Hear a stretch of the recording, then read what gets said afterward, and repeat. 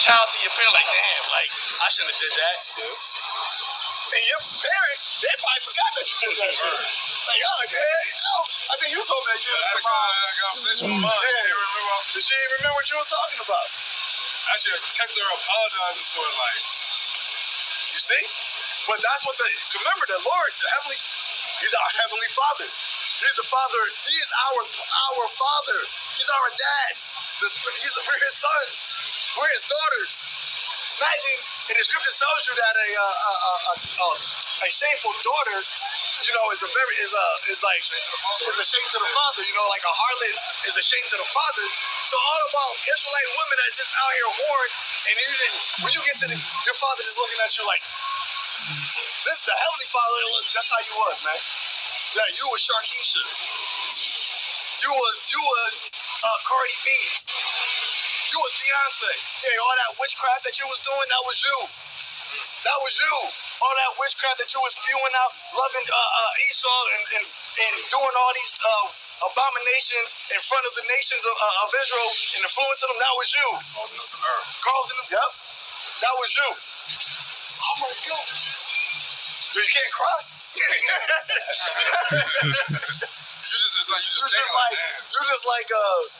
gonna be like doing 300. But you live forever. And it's like that. It's like don't look at me. Don't look at me. You see? This is why right now it's good. Hey, it's good to sacrifice this temporary shit right now for the everlasting eternal glory, man.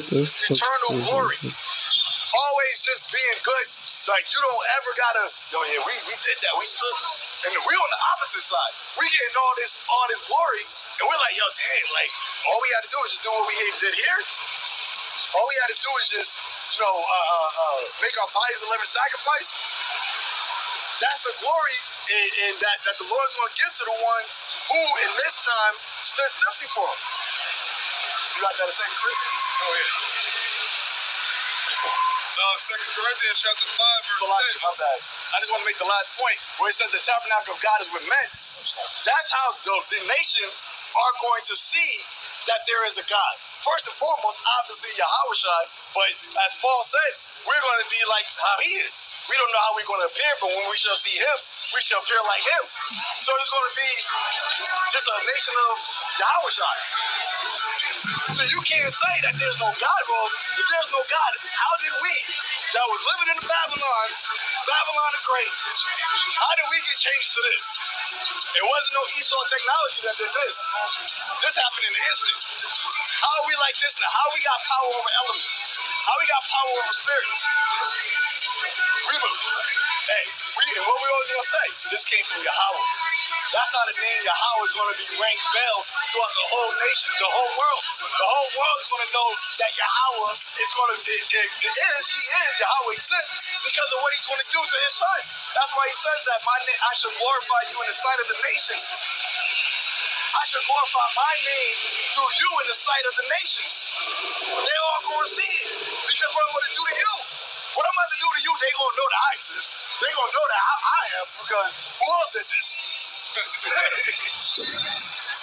Go ahead. 2 Corinthians chapter 5, verse 10. And it reads, for we must all appear before the judgment seat of Yahushua, before the Lord Jesus Christ, that every one may receive the things done in his body according to that he hath done, whether it be good or bad. It says that we all got to appear before that seat, man, to give an account for everything that you did in your body. Meaning what? In your vessel. Because we're all spirits. So when your spirit came into this vessel, everything that you have been doing from that time that you took that breath until the time that you took your first breath to the time you took your last breath, and then all the other times you took those breaths, you got to give an account for that. You're going to be judged based off of that. You're going to have to say, yeah, I did that wickedness. Yeah, I heard the gospel, but I didn't believe it. So I kept going about my day and living evil. I've been living and following idols, following false gods. I've been disrespecting the God of heaven. I've been going after the ways of my own desires. You see? Go ahead. Can I ask a question? Yeah, you can. Judah. Yep. The so-called black, yep, so-called blacks. Jesus with blue eyes, blonde hair from Judah. Yeah, that's a false image. Also, it is a false image. He's a Negro man because everybody in Palestine is dark. How could he be blonde with blue eyes? Hey, get Job 9:24. You know what that was? When you have the wicked got into power, right? Who are blonde hair, blue eyes? Who pushed that type of imagery out as being beautiful? The ones that are in power right now. They made their image look as being the image of what is godly. But the image of what is godly is actually melanated skin. Because when you read the Bible, who the world called Jesus, he had an afro. He had hair like wool. When your hair grows, this is like woolly hair. Blonde hair and blue eyes. Blonde hair is actually in the Bible considered a curse. So therefore, he's supposed to be black because in Palestine there's no white people, there's no blue-eyed people. All of them are dark. Well, the people in Palestine are not even the actual people. Now, most people on the earth are dark skinned, but the so-called Negro or Black American are the actual people of that land. The people in Palestine, now you do have some black people over there, some so-called Jews over there, actual Jews, but you got a lot of Edomites, so-called white people there in the land of Israel, the Israelis, and then in Palestine, you got a lot of Ishmaelites. Yeah, but it's the Edomites who were not really like a nice, really real God people. No, they're not. They're the devil. They're the devils. Yes. That's the central bankers. Even the Ishmaelites, they were not really like They're not the chosen people either. So I'm good, man. Hey, if you know it, you know. That's good. That's good. So, let me tell you something. I respect the information. See, my people die for lack of information. My people are destroyed for lack of knowledge. That's right. Knowledge, yeah. Information, data. Data. We've been live from the beginning of time. I want you to know that I'm African. Okay, well, we're totally African, man. Oreo cookie the other way around. Okay. I'm white outside, but I'm black inside. Well, you don't want to be African. You want to be an Israelite, because yes, Africans are Hamites. I am really, because the spirit. It don't matter how you look on the outside. The people, to me, in the fertile crest, Egypt, Libya, and Africa, are the real people of the land. They were the dark people. The white people reach with the time. They immigrate, they fix them, and they immigrate, and they are from the Caucasian. The Edomites, they're from the Caucasus Mountains. The Edomites were real evil people, the son of Ashatan. They're sons of Satan. Yep, and hey, that's why you got this type of society that we're living right now with homosexuals, transgenders. You got all these things happening because you got Satan ruling. I have 6,000 years of African history. Chancellor William wrote a book, 6,000 years history of the black land. Okay. You know what I mean? And we are all black. When I was in Puerto Rico, when I was raised, I was told that I was from the Spain, from Spain.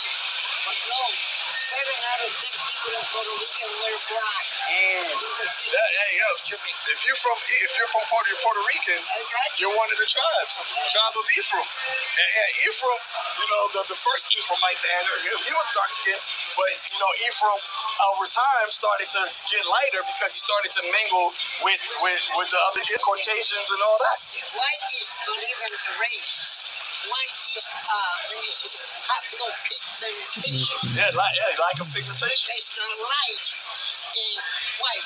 When you paint a room in white, and at night you turn the lights off, no more white. They're more white. So there's not a color in the rainbow as a white. As a white, that's why they're really red. As a matter of fact, every single other color came from black. You can bring every color from black, but you can bring no color from white. I got information. That's good. Well, we're going to read the Bible. All right, bro. All right, man. Thankful to the Lord's coming back, man, for our people. That's a real red light. You know, Jake love the tall. Saul, I don't know you saw, brother, but you know, he was head and shoulders above all. We want him to be our king. We want the tall one. Hey, that's a real Israelite right there. This is just an edification of brothers watching. Job 9:24. The earth is given into the hand of the wicked. He covereth the face of the judges thereof. If not, where and who is he? There you go, man. Hey, and that's how you know this is not a color thing, because that man, he said it. He's white on the outside, man. Right? And he didn't have the knowledge. He said he was African, but you know what he really meant. He meant he was an Israelite. He was a so-called black man. Right? But he, being looking like a so-called white man on the outside, that the Lord, right, who the world ignorantly calls Jesus, wasn't white, wasn't no blonde hair. That is so common. That is so common now that you got them saying that Jesus, hey, he don't even exist. You got Edomites that saying that the Bible don't even matter no more. Remember, Esau came over here. The Christian Crusaders, the Protestants, they were pushing so-called the Bible thumpers. They was pushing that heavy, right? But they were twisting it, of course, because they knew, like how they say in the book of Eli, I need that book. But the truth has been coming out so much because the Lord put the spirit, the Rakhakwadash, into his real men, raised him up in these last days. Now that you can't even refute what we're saying. Esau can't even refute it. You got guys like Vocab that keeps coming out, but really, he's just a tool being used to further edify the elect. Every time he comes up, he loses.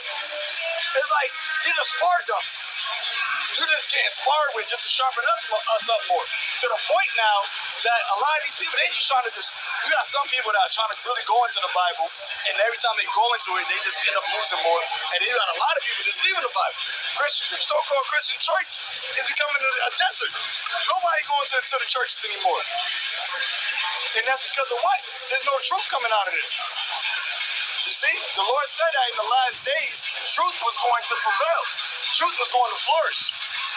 Okay, and that's what this is. This isn't a colorist thing. This isn't we are white people haters thing. This is about truth, man. This is about the nation of Israel the elect of the nation of Israel repenting, us getting our kingdom and ruling in righteousness underneath Yahweh Shai, and the laws and commandments and order of the Heavenly Father being on the earth, and all nations being subjected to that. It's just that simple. Okay? And if you're not down with it, then you're going to get bashed. Your head going to get bashed. You know what I wanted before last week? I don't think we got to it. You can give me Revelation 2:26 and go into the word God. And then the third, I don't know if you read it before, but the third definition. Give me that in Zechariah? Zechariah 13:9. And I will bring the third part through the fire, and I will refine them as silver is refined, and I will try them as gold is tried. They shall call on my name, and I will hear them. And I will say, it is my people, and they shall say, the Lord is my power. They're going to say that we are, he's going to say, they are my people. Speaking about what? It says the third. I should bring the third part through the fire. Because as we said before, hey, the Lord's coming with fire to judge this world, man, to judge this place. And anybody that's left in Babylon the Great, anybody that takes that charisma, that mark of the beast, right, anywhere in the earth, is going to be thrown into the lake of fire, which is going to be America. The angels are going to go gather up anybody that got that mark, because you're not going to be transitioning to the kingdom of heaven where Esau's marked. No. There ain't going to be no residue left of Esau trying to establish himself as God on the earth. When the kingdom of heaven is established, nobody's going to be in the kingdom like, y'all still got my mark. Nah. You got that mark in you, you got to get cast into that lake. You got to get thrown into the fire. You got to be melted. And your spirit got to come back into another body. And you will be entered, whether you're a heathen, whether you if you're a heathen, you're going to be reborn to a heathen person that didn't get the mark. And you're going to just be born into the kingdom of heaven knowing that, the Israelites, the immortals, are ruling. This is the king. This is a new age that's going to be for everlasting age. And it said that the 1/3 that gets delivered out of that, which comprises of the 144,000 elect men, also the judges, they're going to say what? He is our God, and the Lord shall say, "Those are my people." Because at that point, we're now going to have the new bodies, the new minds, to where we're never going to go off anymore. And we're going to be able to, the Lord Yahweh is now going to be able to dwell in us. And then that's how the world is going to know that he is, because he's going to be in us. He is going to be in us. It's crazy because, like, even in the kingdom, the Lord is still going to be, we're still going to be the Lord's action figures, right? Because the Lord still, it's not like we're going to have free will in the kingdom. You know, we're still going to be doing what the Lord wants us to do in the kingdom, but now it's just going to be on the God level. It's going to be on a God-like level that the Lord is now going to be the man's goings is of the Lord. Now it's going to be the God's goings is of Yahweh. We're still going to be doing what the Lord wants us to do. It's just going to be on a level outside of this realm. So that's why he said that you should know my vengeance by my people. You should know my vengeance.